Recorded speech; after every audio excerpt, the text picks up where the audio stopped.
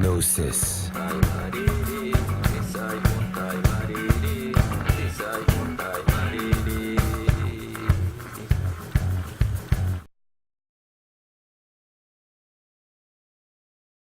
I think it's important not to rush to too many conclusions too fast, because essentially, we don't know how our own brains work.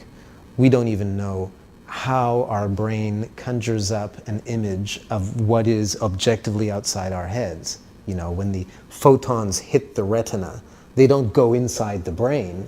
What actually happens is that information, that photon bombardment, is transduced into electrochemical information that is then decoded and classified and categorized back here at the back of the head where the visual cortex is.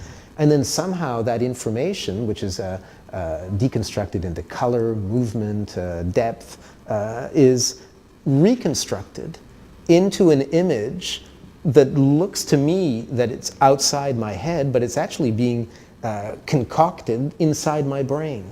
We don't know how our brain creates a 3D color image inside the brain that looks like it's outside. We don't know how we see objective reality. That's the mystery of consciousness. We don't know how the film that we see springs out of the 3 pounds of jelly inside our skull.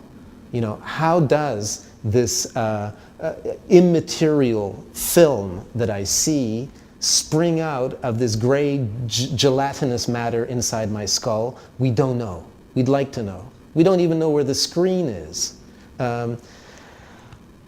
When we take ayahuasca, there's a screen, there's a film. Boy, is there a film. The colors are 10 times more intense. You see stuff you've never seen in ordinary reality. But meanwhile, there's no objective outside, there's no photons bombarding your retina. We have even less idea of what's going on inside our brains when we are hallucinating. Now, it is a suggestion of Fritz Albert Popp, who studies biophotons.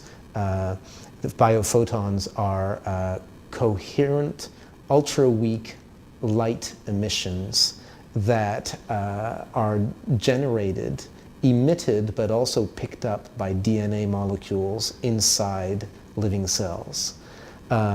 This is somewhat marginal science because the evidence is necessarily indirect. In other words, if you open up a cell, open up the nucleus, thereby killing the cell, and extract the DNA molecule from the now dead cell, it no longer emits light.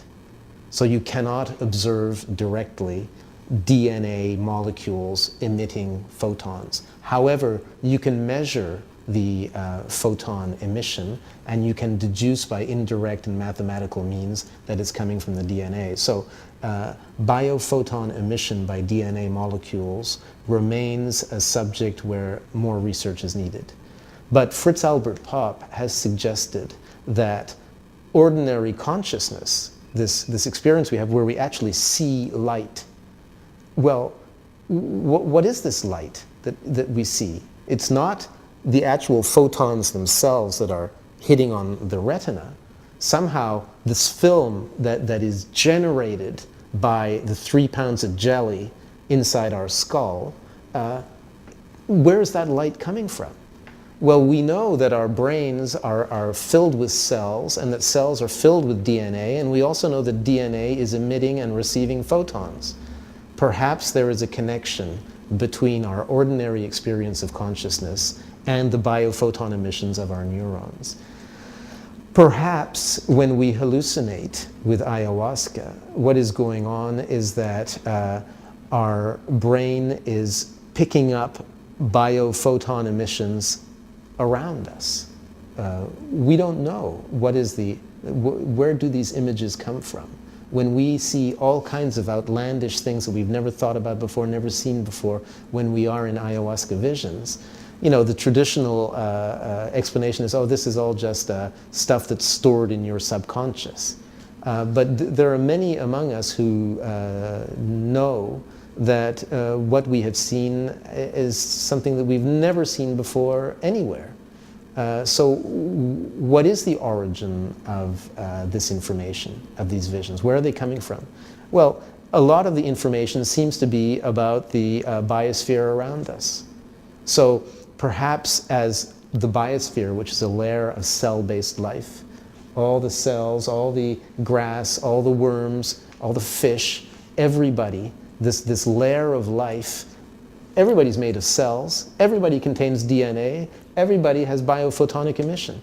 Perhaps, and let's underline perhaps, because at this point, we're just trying to figure out the mysteries of existence here. You know, what goes on in our minds when we have intense visionary experiences.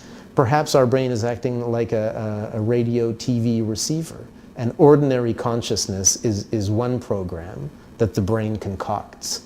But then when you modify the consciousness, you're turning the channel and picking up biospheric television.